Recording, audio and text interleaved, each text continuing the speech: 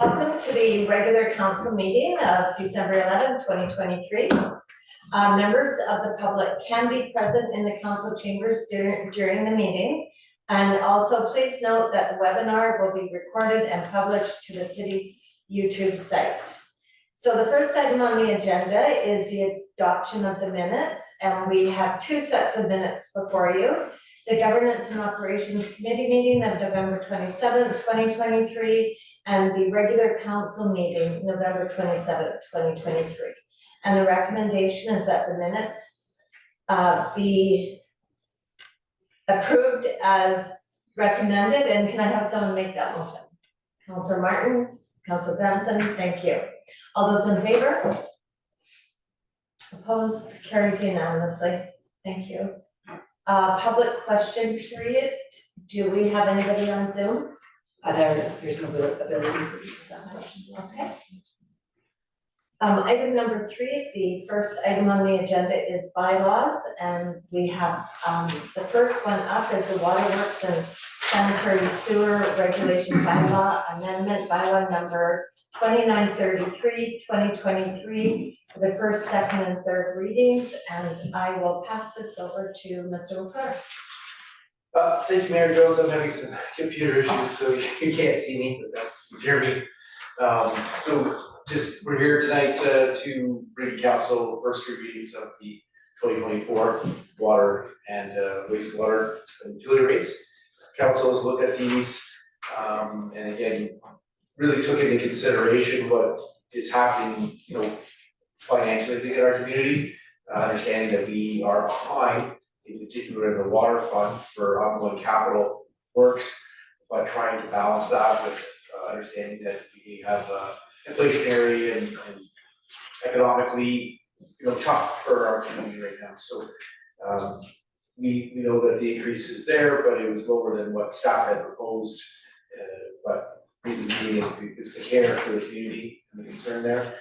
Certainly on the water fund, we do see that it's something that we're going to have to address. We are waiting, or we'll be getting our water master plan updated this year. That I think will really help with council kind of getting an understanding and help with there, understanding what projects need to be done when we grow to the community. Currently the sewer fund is in a healthy place, and I think that in monitoring that's one that we'll be able to work on the upgrades that we need to do and get going in the future years. Whether or not there's a conversation about sometimes it's maybe you don't increase the sewer if you've got enough funding in there, and you put those increases towards water to try to again balance or offset.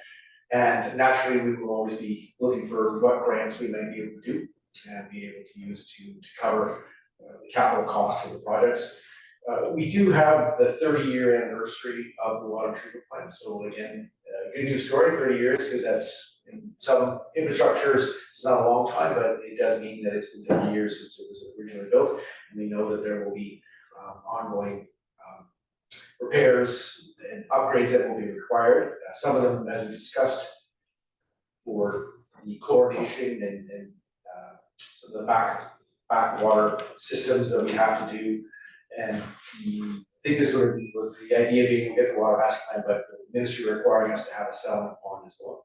So some of those costs will be something that will be going into the future. And again, we will be looking at that, and we also know have some reporting that Charles Lake Drive, that main pipe needs to be upgraded. So those are things again that we will bring to council next year.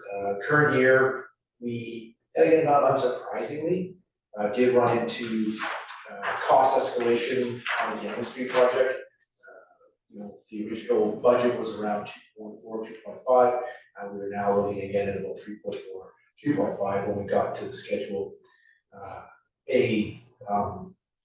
diagrams and detailed design. And so again, this is going to be a major project that involves not just the water system and the sewer system, but the storm sewer system and paving and retaining walls. It's a huge project. So again, the positive thing is that we will be dealing with a synergy, and that in itself will, I think, make it worthwhile for the community. And once it's finished, I think that you'll know that that part of the area of the community has been upgraded significantly. And again, we'll be able to move forward onto the next capital budget, which you know is coming. But those are, I don't know if council has any questions, I know you've been through it, I've also provided you some updated spreadsheets, those are also included in the package. I know it might be hard for the public to read, but hope is there is that if anybody has any questions, they're more than welcome to attend meetings, which we know that they're public and we allow the public to come and ask questions, but even if they haven't, certainly anybody who wants to reach out to me, I'm certainly willing to come. And that's all I have. That's it? Okay, thank you. Does council have any questions before we move forward?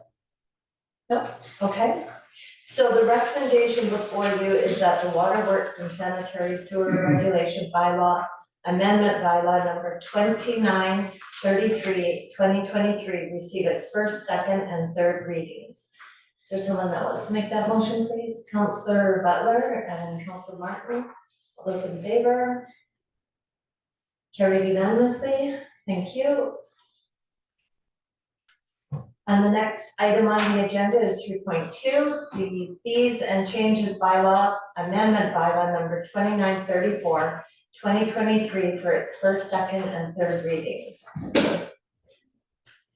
Mr. McClure, is that you again?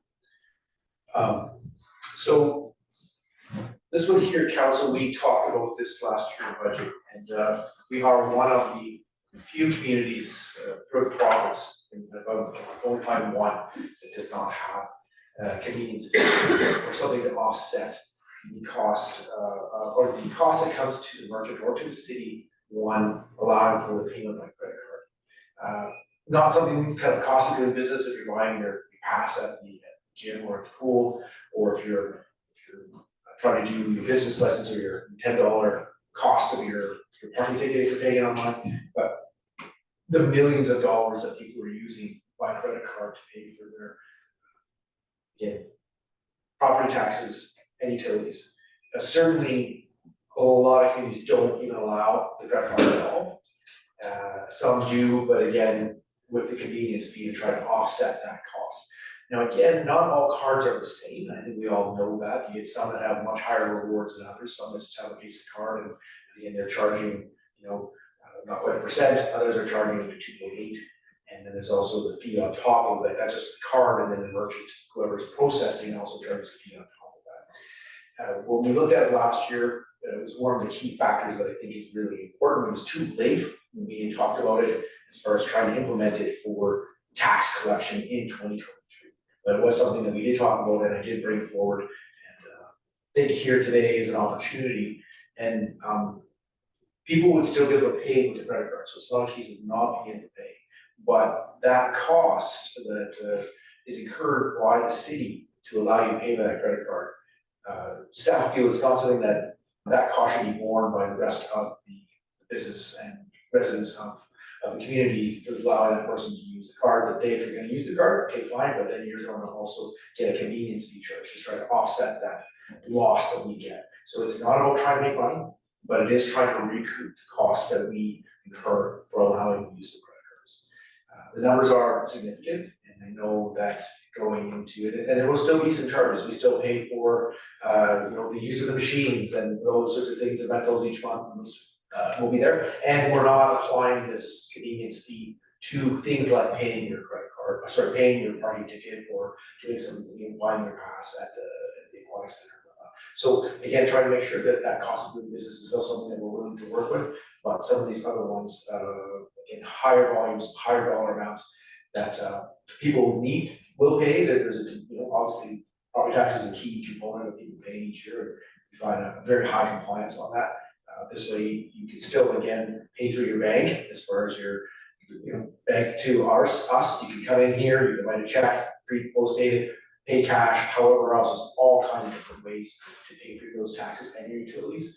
Again, we're just trying to take away the cost to the city, which then is transferred on to the whole community when we're losing those funds on our property tax and utilities, which we know we need to be able to fund the ongoing operations of the city. So I've presented this for you today, and again, it's been a bit of feedback in there on different communities and what they do, and again, some don't allow it all. One of the tricky things, not tricky things, but one of the components is that I think there's a convenience factor, which, I get it, but you can still pay online through your bank. We set up the City of Trail as your payee, easy to do that, but the electronic, being able to pay from the portal or paying from the city website, right now, we will be looking in to see what happens into the future, but right now we can't charge that fee in that online world, as a credit card through that particular, I guess, vehicle of being able to pay. So again, you still will be able to pay your credit card on a parking ticket, but not for when you're turning it off for utilities and for property taxes. Again, if you want to come in, we will have signage out, making sure that people know that if you want to use your credit card, that there will be a fee applied, and we will apply that if the individual wants to do that. Otherwise, they will always be given the option of deciding the way of paying the bill. I don't know if the council has any questions for me. Councilor Benson. Go ahead. Just a question, do you have, just for the impact on staff with having a lot more of traffic through? And I know it's not the happiest day when people are paying, their utilities and taxes, just wondering if you know the percentage of maybe last year, year before that paid online versus coming in with their credit card?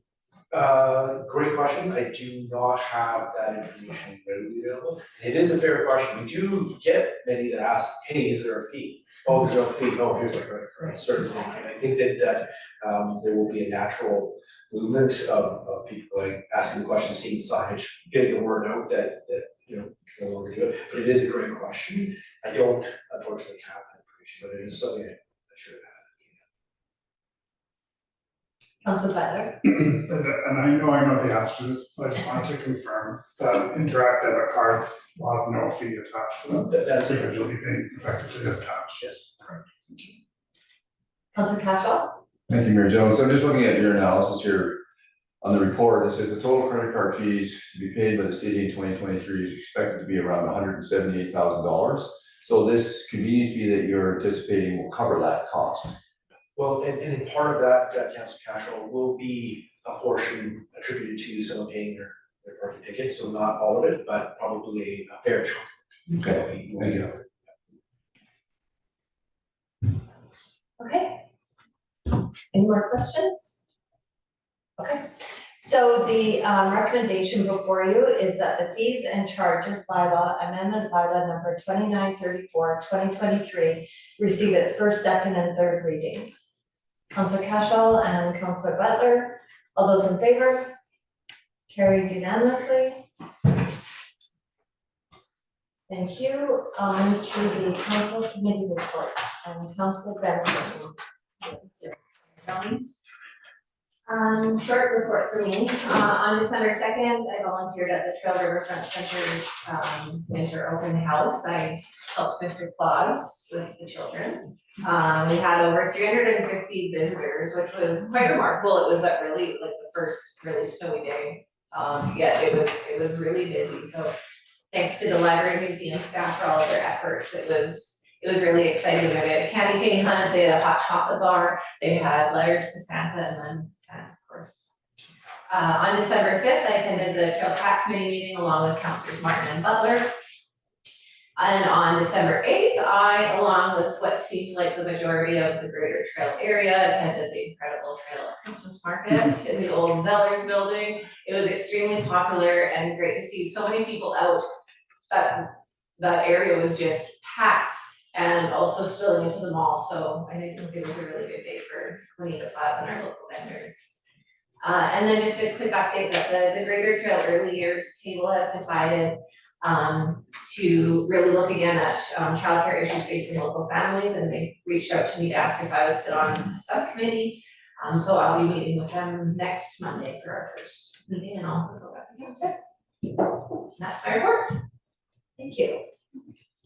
Councilor Butler. Thank you, Mayor Jones. Mine is also short this evening. On behalf of council on the 23rd of November, I attended a Zoom call along with council colleagues Hanson, Martin, Wilson, and forgive me if I missed anyone, the UBCM executive along with their legal counsel. They presented on Bill 45, which is the Miscellaneous Statutes Amendment Act, which is intended to and may in actuality limit the ability of local governments to manage homeless encampments. Bill 45 will apply to local governments seeking court injunctions to remove or regulate homeless encampments. The call was well attended by municipalities up and down and across the province, and I'm very pleased that the City of Trail and yourself were proactive in our approach to this legislation, as was evident by the number of municipalities and the fact that the UDCM executive brought this forward outside of regular sitting sessions. So that is the end of my report this evening. Thank you. Councillor Cashel. Thank you, Mayor Jones. On December 6th, Councillor Butler, Councillor Tia Hansen, and Mayor Jones and I attended the Canada's National Day of Remembrance and Action to End Violence Against Women. This was held at the Ridgeview Cafe. I want to thank Ann Gladys and her team for that invitation, and appreciate Sergeant Senowich being there to give the keynote address on that topic. On December the 7th, Mayor Jones and I attended the Redone Christmas dinner. I want to thank Alex and Amber from the Redone team for their invitation. And I want to particularly thank Marilyn Racketson and her team at the United Church for putting on this wonderful Christmas dinner, turkey dinner with all the accompaniments. There was over 40 people served, and most of those individuals are folks that do not have a home to live in, that will not be enjoying the same Christmas dinner opportunities that each of us will be able to enjoy. So I just want to recognize that and thank her for that offering. On December the 10th, Mayor Jones and I attended the Castlegar Homeless Shelter open house on the open invitation from Deb McIntosh. She's the shelter manager. It was a good opportunity to network. Met with some city councilors from Castlegar, as well as Amber Jones from Selkirk College, and I just want to recognize Deb and her team for the work they're doing out there to provide service to Castlegar's vulnerable. And Deb is also a big proponent of regional collaboration, and that's working with Castlegar and Nelson. And just want to acknowledge that and thank her for her time and for her tour. And that concludes my report, Mayor Jones. Thank you, Councillor Cashel. Councillor Hansen. Thank you, Mayor Jones. On the 29th, I attended a Trail Health and Environment committee meeting to go over blood lab results and prepare for our scheduled partner meeting, as well as our quarterly meeting, and then attended the Zoom meeting with Councillor Butler, Cashel, Martin, Wilson, in regards to the legislation changes that we sent a letter regarding the amendments to the community charter in Bill 45. On the 30th, I actually hosted the first Business After Business in my office in Roslyn, and I just wanted to say a very big thank you to all the council and our CAO for attending and supporting the event, as well as members of Roslyn Council and Mayor Morale. People commented how nice it was to see all of our community supporting each other, which was really nice to see everybody in the room together. And then, of course, the 6th, I had the Trail Health and Environment Partners meeting and quarterly Trail Health and Environment Committee meeting. And we are happy to report that the lead levels continue to decline, and that the Trail Health and Environment Program is leading the way for collaboration and cooperation for the model of the committee and groups for other communities with active smelters, as well as volunteered at the Christmas Kettle for the Salvation Army, and then attended the National Day of Remembrance and Action Against Violence Against Women hosted at the Bridgeview. And then the Trails of Incredible Farmers Market as well on December 8th, which was so nice to see. And just a reminder to everybody to not forget the Santa Parade on Friday, starting at 5:30 over in East Trail, starting by Gyro. We are very excited to come and see all your smiling faces. Thank you, Councillor Hansen. Councillor Martin. Thank you, Mayor Jones. On behalf of council, I attended the following meetings.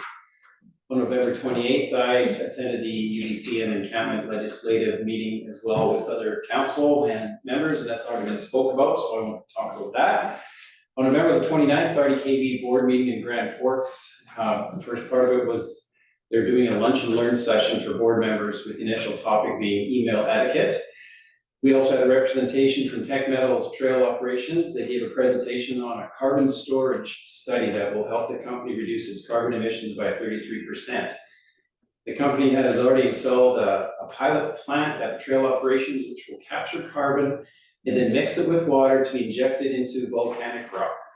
Once there, it will react with other minerals to form solid carbonates similar to chalk, like for a chalkboard. Tech said this is a safe and permanent method for carbon storage and has been used for years in Iceland. Another part of the board meeting, the RDKB will help homeowners in the regional district with its new Home Smart program. The program aims to assist residents who are considering home improvements by simplifying the energy and resiliency retrofit journey and assisting residents who access home improvement programs. The RDKB reappointed Betty Amarino as its representative to the Columbia Basin Trust for an additional 2-year term. The board received a report from AECOM Canada on the state of its infrastructure and asset management strategy plan, which I will share with everyone tomorrow. I apologize for not having it out yet already. And the board was presented the first draft of the 2024 to 2028 5-year financial plan. On November 30th, I attended the Business After Business event in Rawson with fellow councillors at the REMAX office, which Councillor/Realtor Hansen has already spoke about. It was a well-attended event by local business leaders and elected officials. On December the 1st, I went through the RDKB. I attended the South Kootenay Green Link Active Transportation Plan meeting and trail. It was a presentation by Nathan Carswell and Emma Watts from Watts Consulting Group. Discussions were around the routing options from Rawson through to Fruitbed. Now we'll provide council with a final route once it's provided to the committee by the consulting folks. On December the 5th, I also attended the TCAT meeting. And just one thing I noted that there was an update from Sheila Adcock regarding the new temporary shelter. And that the TCAT is actively fundraising for the construction of a window at PharmaSave, for the PharmaSave prescription window. So the unhoused folks can go there and get their safe, their clean medicines, drugs. On December the 7th, there was an RDKB Liquid Waste Management Plan Committee meeting in Trail, and which CEO McClure attended. There's an update on the Columbia Pollution Control Center upgrade project. It was an in-camera meeting, so I can't discuss too much about it. Discussions were focused on the cost, and there was they referred to 30 value-added engineering options, which may decrease the overall cost of the project. And the final numbers are not available yet, and once I'm able to, I will share them with everyone. It's a 2-year construction project with a 1-year commissioning of the plant before it's fully operational. Construction is set to begin in spring of 2024. On December the 8th, I attended a Trail Historical Society meeting, regular museum and archive managers report, a collection coordinators report. And if everybody's interested, the annual general meeting is on January the 25th at 5 p.m. That will be at the library. We had a Council of Community Safety Task Force meeting today. Dr. Sue Pollock was going to present on the winter weather guidance information from the BC Heat Committee, but unfortunately, the information is not yet finished. So we tentatively have rebooked Dr. Pollock for Monday, January the 8th, and we'll keep you informed as to whether that might happen or not. If you have any questions regarding this, please connect with me anytime. Yes, Sorry, when did you say the annual AGM is for? January 25th for the Historical Society, 5 p.m. Thank you. Thanks, Councillor Martin. Councillor Wilson. I just want to thank Ms. Hansen for a great Business After Business event. Councillor Castro tells me the food was delicious. Never got a chance to beat him in line there, so I post it. But other than that, for reporting, I wish everyone a safe and healthy Christmas. This will be our last meeting until the new year, officially. Yeah, everyone has a great holidays. Thank you. Thank you, Councillor Wilson. Okay, I have a few updates for council tonight. As Councillor Hansen reported, we were at the Trail Health and Environment Committee meeting, just to get ready for the meeting. It was a meeting for a meeting for our end of year tech meeting or tech, and stakeholders meeting, with the Trail Health and Environment Committee. And on November 29th, I had my quarterly meeting with General Manager Thompson Hickey. It was a good meeting. We just had an update on tech operations and some of the upcoming projects that they're working on and looking into. Mr. Hickey agreed to attend a council meeting in the new year to provide all of council with an update on future projects that are being considered by tech.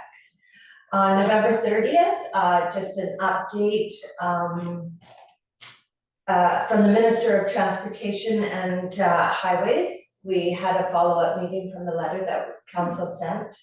And our discussion was around the safety issues that we heard about last January during our temporary use permit.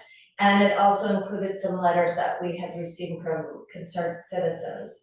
It was actually a really positive meeting with both the ministry and the city understanding that more data is needed before we can agree to any changes in the gulch, and some of the data that will be collected, it will be the pedestrian counts, vehicle counts, speeds, and the sight lines for traffic.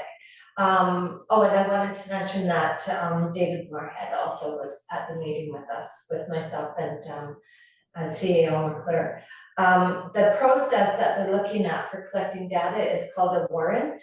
And all the collected data is then put into their formulas to determine the appropriate crossing infrastructure for the up on Rawson Avenue in the Gulch. And they said the last time they did this was probably about 7 or 8 years ago. Lots of things have changed, so it's probably a good idea to go and look at it again. So it was a really good meeting, and we are hoping to get together again in the spring to see if they've found any new data for us.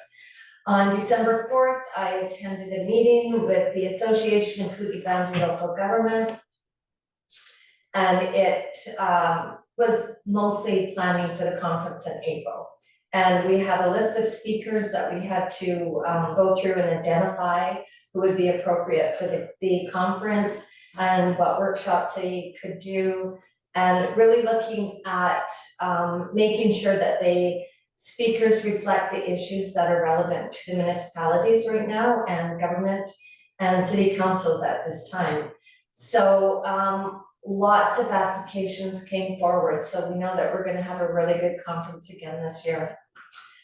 December 6th, I was honored to speak at the National Day of Remembrance and Action on Violence Against Women in Canada. It's a really good I'm really happy to see that we're continuing to recognize that devastating event that happened on December 6th in 1989, where 14 young women were killed because they were women. So I think that we have to keep remembering them and keep the information coming forward, keep the awareness alive, and support the survivors. So as Councillor Hanson reported out, the Trail Health and Environment Committee, excited to see that the blood levels are down again. And I think a lot of that work is because, the positive numbers that we're receiving is because of the work that the committee's doing, the stakeholders are doing, and it's just a really exciting announcement that we can make for the community. And I'm actually really happy to be part of that working group. I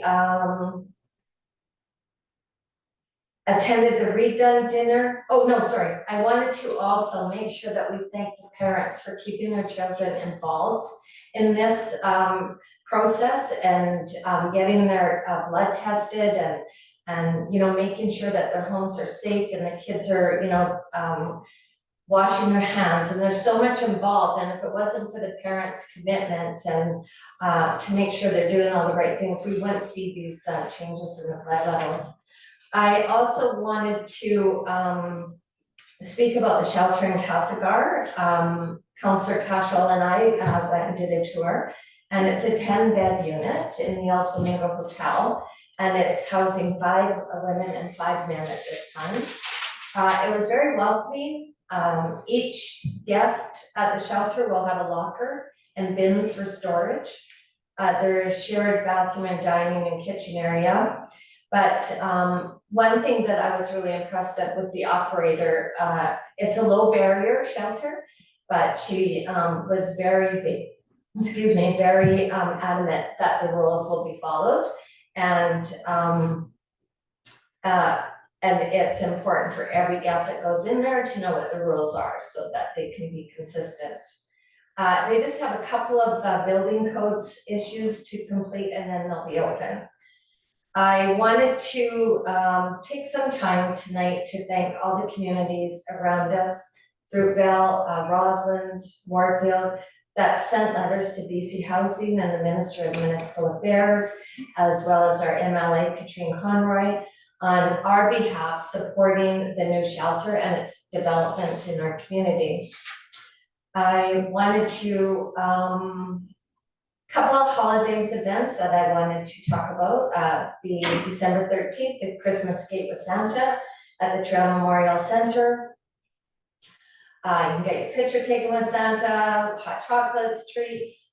And also, as Councillor Hanson reported, the Santa Claus Parade at Gerald Park.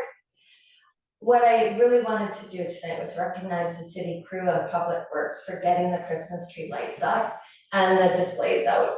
I know that a lot of people were very excited to see the lights on 2nd Avenue and how bright they were. It's, amazing how excited people were. But I know that there was problems with equipment and parts for the equipment and, once they got that all figured out and were able to get the lights up, it's really looking great out there. So I do want to thank Public Works for the work that they did.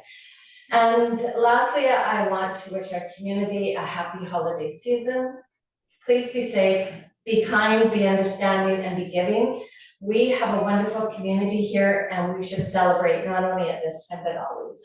So happy holidays, everyone. That's my report. And we will move on to the consent agenda. So we have 3 items on the consent agenda, or 4 items? 4 items. And the recommendation is that the items on the consent agenda be received for information. Is there anything that anyone wants to pull out of the consent agenda? No? Okay. So the recommendation is before you. Can I have someone make that? Councillor Benson, Councillor Hanson, all those in favor? Carried unanimously. Any new business? No? Okay, item number 7 is the department reports. And we have the bylaw enforcement department report for November 2023. The recommendation is that this report be received for information. Councillor Wilson and Councillor Cashel.